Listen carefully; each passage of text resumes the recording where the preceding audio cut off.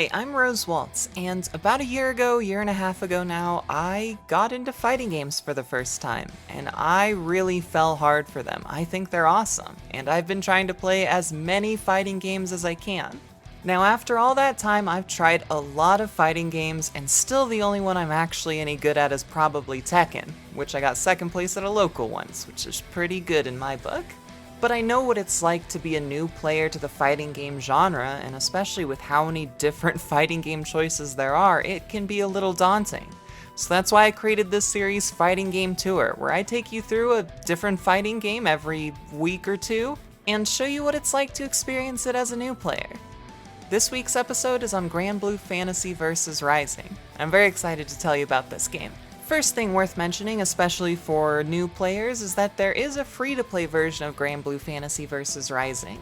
What it does is it works on a character rotation schedule where I believe 4 characters will swap every week or so, letting you try out a bunch of different characters, but the downside is you can't really choose one character to main as they might swap out in the next week.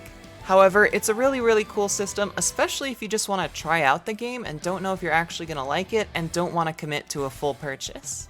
So what is Granblue Fantasy vs. Rising? Well, it's a 2D traditional fighter, probably would fit into the anime game archetype like something like BlazBlue or even a Guilty Gear.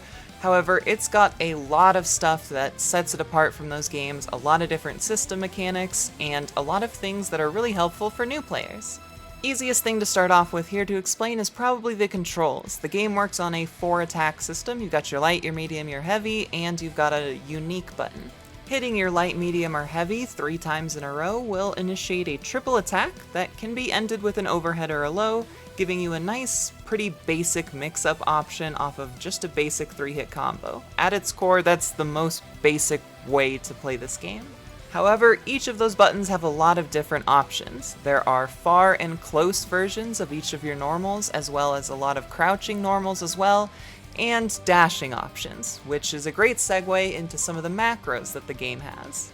The game features a dash macro, which in my opinion is like the most important thing for someone who's brand new to fighting games. It's the only reason I got into fighting games in the first place was because Guilty Gear Strive had a dash macro, and double tapping forward was always really hard for me as a new player.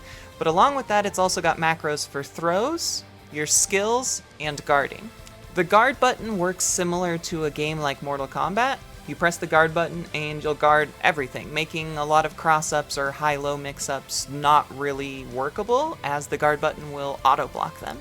The guard button also features a spot dodge ability if you press back and the guard button, but as we talk about the spot dodge, I need to mention there are a lot of system mechanics in this game, and there is no way for me to get totally in the weeds about all of these without this video taking 25 minutes. So these are going to be basic primer kind of descriptors of what each of these system mechanics are. The guard button also features a crossover function, which is forward and guard, and this kind of rolls you through the opponents. There aren't a ton of invincibility frames on this, so it's not a get out of jail free card like something King of Fighters-y, but it is a very cool kind of repositioning tool if you're stuck in the corner. Moving on from the guard button, we should talk about the dash button. Pressing the dash button runs you forward, pretty straightforward. Also, pressing the dash button and forward on your control will give you access to your dash normals, like 6XL, which is what this game is all about. There is an option you can toggle on to allow backdash from the dash macro by pressing back and dash. Pretty self-explanatory, I suppose. Then we've got the throw button. Pretty traditional anime fighter throws here. You have a forward throw and a back throw that you can do, and they can be teched or they can be late teched with a jab. Teching is essentially pressing the throw button at the same time an opponent throws you so that you don't get thrown. Then there's the skill button, and this is where things get really cool for new players. This game features something that's called simple inputs, which don't require you to do the more advanced technical inputs that come with more traditional fighting games. Things like forward, down, forward for a dragon punch input, or quarter circle forward, quarter circle back, etc. Instead, what you can do is press nothing in the skill button along with a corresponding normal button, or forward or back plus the previous things I mentioned, and that will give you access to your different skills. If you're not a fan of the one-button specials or you're really used to technical inputs like I am, then doing the normal move is totally allowed. And there is one very tiny benefit for doing the technical inputs on a move, which is if it's not canceled into, it does 10% more damage. It's super niche, but if you're like me and you love to raw out a super in neutral, then you're going to want to learn the technical inputs. Speaking of special moves, all characters have special moves, surprise surprise. A lot of these are pretty standard. You've got quarter circle forward plus a button, quarter circle back plus button, dragon punch input plus a button, etc. They're typically light, medium, and heavy versions of this. Heavy versions are called the EX version, I believe. I'm a little still learning on the Granblue terminology, but I believe heavies are called EXs as you glow yellow. And then you have your ultimate versions of these skills, which use 50% of your meter. Have we talked about meter? No, we haven't, but we will, I promise.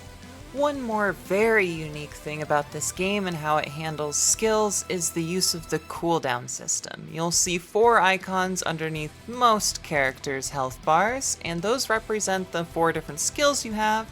And as you use them, you'll see the bar kind of empty and then start to refill. This cooldown is determined by the level of skill that you use.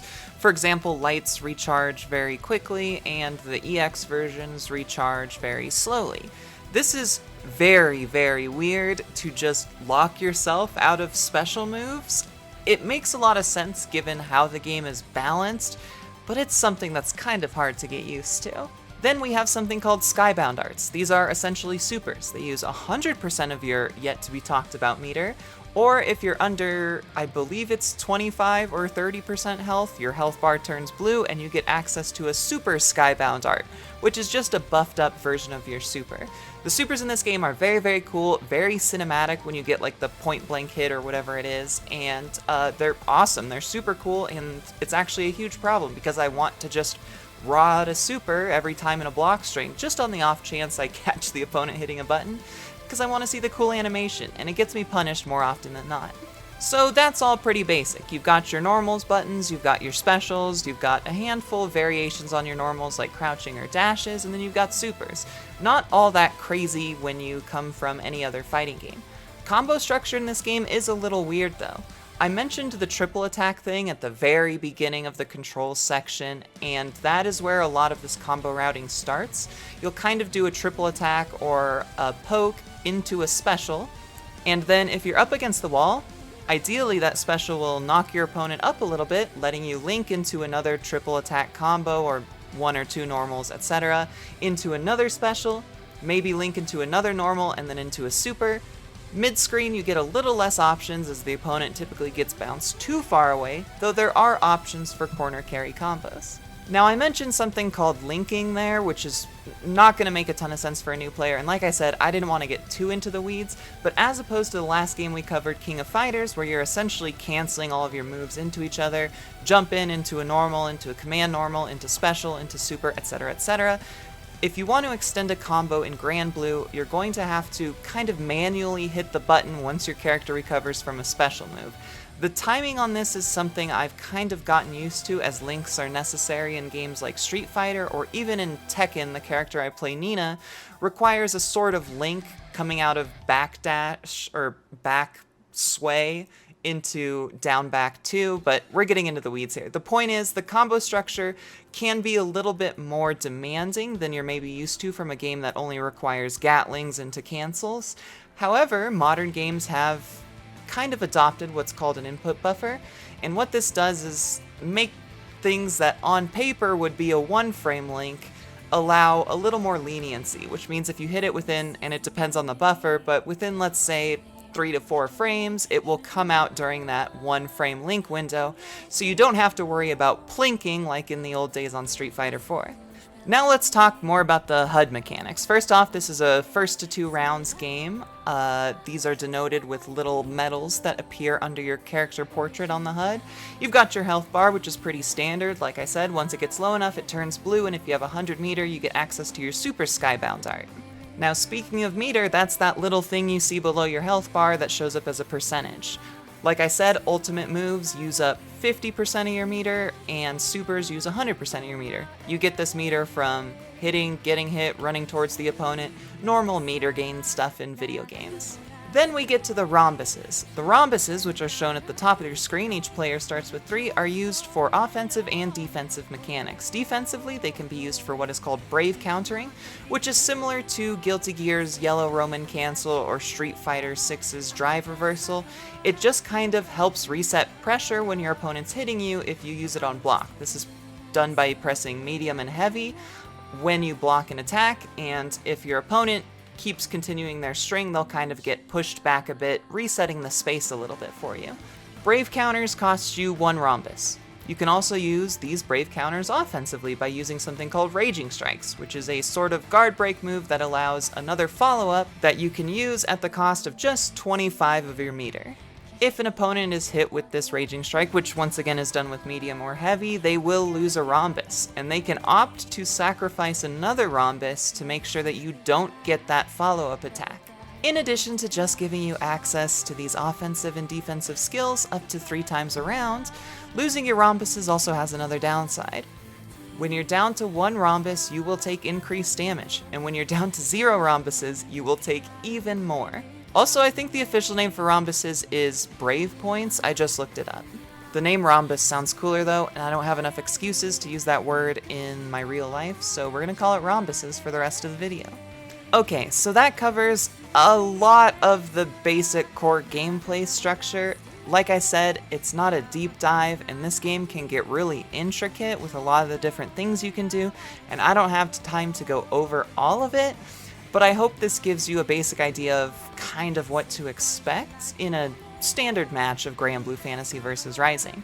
Now, it may seem overwhelming, but as a new player, you really don't need to worry about the system mechanics too much. You can kind of just focus on your basic combos and canceling with the use of your skill button with the easy inputs, or trying out technical inputs once you think you're ready, and you'll make it pretty far. For example, I made it to A rank with my character that I've enjoyed, Belial, with only cursory knowledge of this game and mostly going off what I know from other fighting games. I didn't use the system mechanics like rhombuses at all and still made it pretty far, so it's far from required for an average player to really know how all of these work right at the very beginning of their play.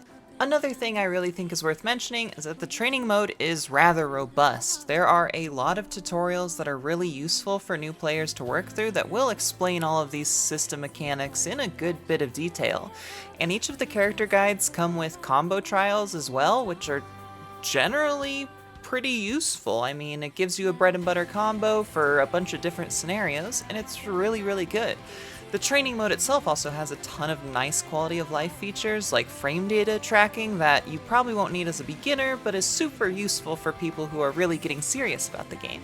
Okay, but what about the actual game? It features a lot of really cool things that aren't super present in a lot of other games. First of all, there's cosmetics that you can buy for in-game currency or by leveling up your character just by playing matches.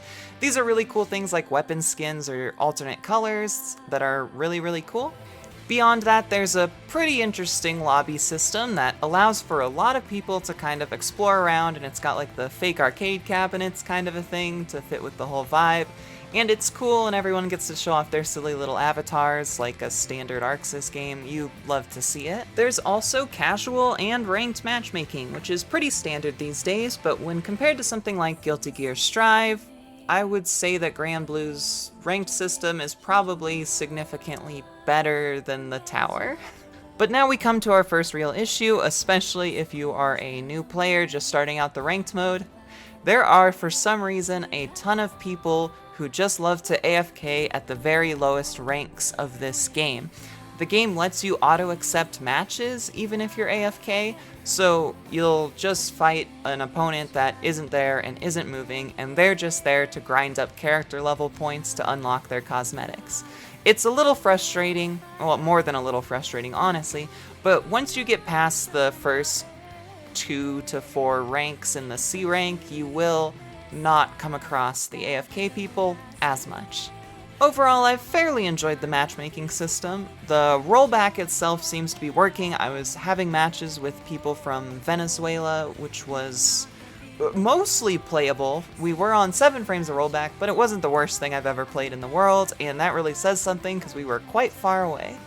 The game, however, doesn't feature a way for you to see anything about your opponent other than the ping, which while that's a pretty good indicator, I would also like to decline Wi-Fi matches every once in a while, and that's not an option, unfortunately. You can't see whether they're using a wired or a Wi-Fi connection as far as I can tell.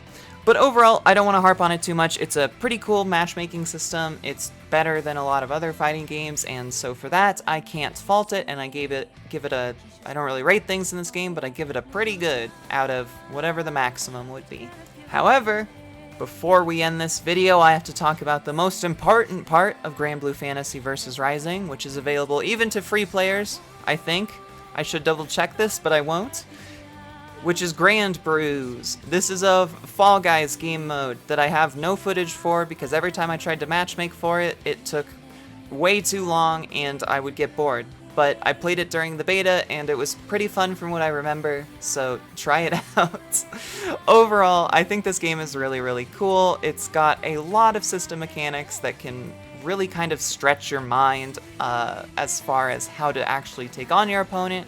But that's mostly at the highest level of gameplay. For new players, there's a lot of really great things that help ease them into the fighting game, like this game having a free-to-play version and the introduction of simple inputs that don't actually have much of a reason not to use over technical inputs, which is really cool for new players who maybe don't understand how to do Dragon Punch inputs, which, trust me, I didn't for like the first 6 months I played fighting games.